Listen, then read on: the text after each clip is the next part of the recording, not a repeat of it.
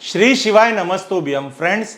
आज हम इस वीडियो में बात करेंगे कि घर का वास्तु दोष है तो हमें उसे कैसे दूर किया जाए।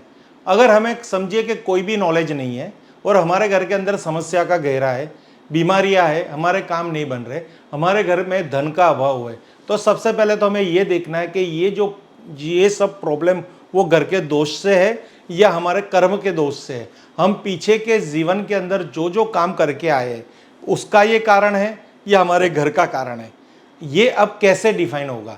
तो आपको हम आज एक ऐसा उपाय दिखा रहे हैं जो उपाय अगर आप करेंगे तो आपको ये तो पता चल जाएगा कि अगर कुछ फायदा नहीं हो रहा घर के अंदर तो ये सच में हमारे कर्मों का फल है।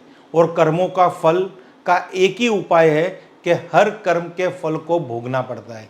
उसको कोई भी दृष्टिकोण से भोगिए, भोगने के लिए भगवान से ताकत मांगिए, तो वो कर्मों का फल कैसे गुजर जाएगा, कैसे उसका भोगने का समय निकल जाएगा, आपको पता नहीं चलेगा।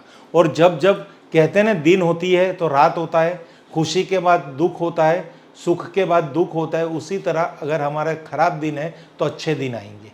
तो आपको यहाँ पे वो रात निकालनी है, वो संकट वाली रात निकालनी है। अब यहाँ पे मैं वास्तु संबंधित कोई भी दोष है उसके लिए एक उपाय दिखाऊंगा। ये जो कहते हैं ना सबसे पवित्र जल गंगा जल कहा जाता है, यानी ऐसा नहीं, सबसे पवित्र चीज को ही गंगा जल कहा जाता है। गंगा जल अगर आपके घर के अंदर है तो समझ लीजिए कि आपने बहुत बड़ा एक, कहते हैं ना, बहुत ही खुश नसीबदार हो और बहुत ही सौभाग्य वाले हो कि आपके घर के अंदर गंगा जी आए हुए।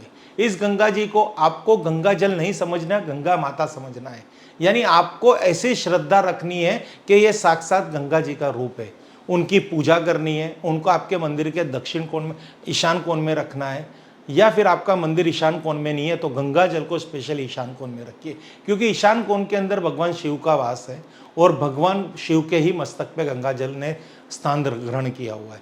तो भगवान की, कहते हैं भगवान शिव हमेशा तप में नील होते हैं, तो वो जब तप करते हैं तो उनको इतनी गर्मी लगती है, उस गर्मी से, उस ताप से बचने के लिए उनके मस्तक में अगर गंगा जल होता है तो उनको, कहते हैं, शीतलता अनुभव होती है, जिससे भगवान हमेशा हमारे घर के अंदर प्रसन्न होते हैं और हमें अच्छे आशीर्वाद देते हैं। यानी आपके घर के अंदर ईशान कोण के अंदर सबसे पहले तो आप यही समझिए कि ये शिव का स्थान है।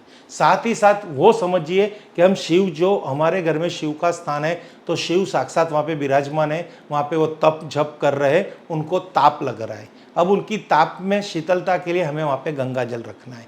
ऐसी अंधश्रद्धा होनी चाहिए तो ये भगवान प्राप्त होंगे।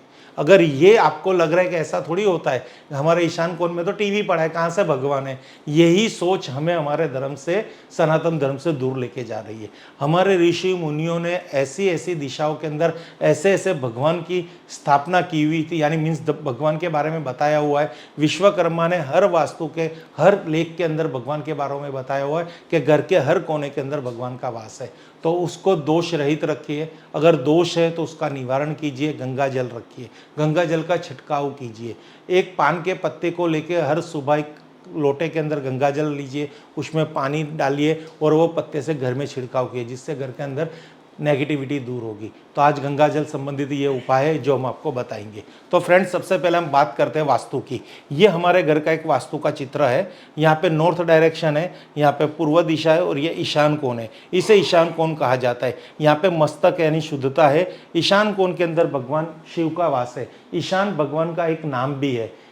ईशान भगवान का एक नाम भी है। आप, भगवान के 1000 नाम है, उसमें से एक नाम ईशान है। तो ईशान कोण के अंदर भगवान का मंदिर होना चाहिए, भगवान का स्थान होना चाहिए, हमारे कुल देवी कुल देवता की फोटो होनी चाहिए, हमारे इष्ट देवता के नाम का यहाँ पे दिया जलना चाहिए। जिसके घर के अंदर ईशान कोण के अंदर दिया जलता है, पवित्र दिया, तो उसके घर के अंदर कोई भी प्रकार की नेगेटिविटी नहीं आती। और यहाँ पे एक लोटे के अंदर जल यानी गंगा जल रखा जाता है तो उससे भी बहुत फायदा होता है। तो अब आगे हम बात करेंगे क्या आज का टॉपिक है। घर के ईशान कोण में रखे, देखिए वही टॉपिक है।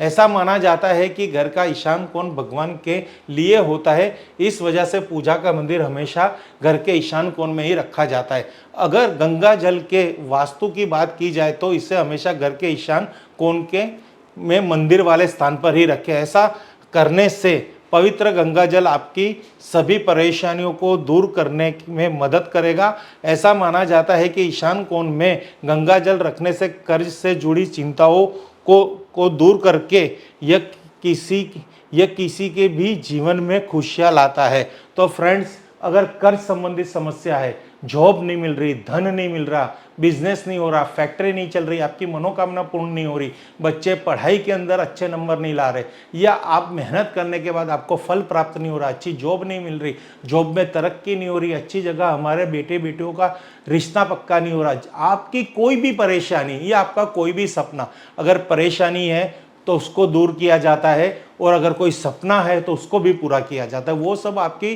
कहते हैं ना अर्चना पूजा के अंदर शामिल है। आप भगवान के साथ अगर जैसी आपकी पॉजिटिविटी, आपका भगवान के साथ अगर नाता होगा तो आपका हर काम पूरा होगा।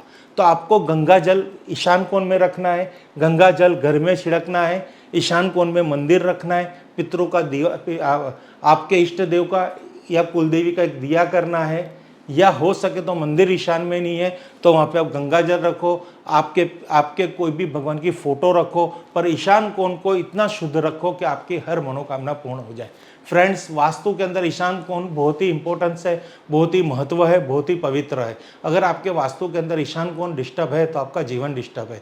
आपके वास्तु के अंदर ईशान कोण के अंदर ना शौचालय हो, ना वहाँ पे किचन हो, ना वहाँ पे सीढ़ियाँ हो, ना वहाँ पे शूज़ रैक हो, नहीं वहाँ पे कूड़ादान हो, वहाँ पे किसी भी प्रकार की गंदगी ना हो, कोई भी प्रकार का कहते हैं ना वहाँ नकारात्मक स्थान ना हो, कोई भी प्रकार का वहाँ पे कहते हैं कचरा का ढगला ना हो, कुछ भी नहीं होना चाहिए ईशान कोण के अंदर। स्वच्छ, सुंदर, खुला, हरियाली, अंडरग्राउंड वाटर टैंक, भूमिगत पानी का स्रोत, आप वहाँ पे बोरिंग, कुआं कुछ भी बना सकते हैं, पर ईशान कोण में गंदगी नहीं रख सकते।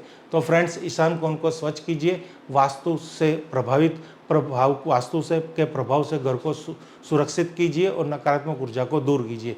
Thank you friends. हर हर महादेव, हर हर महादेव, हर हर महादेव, हर हर महादेव, घर घर महादेव।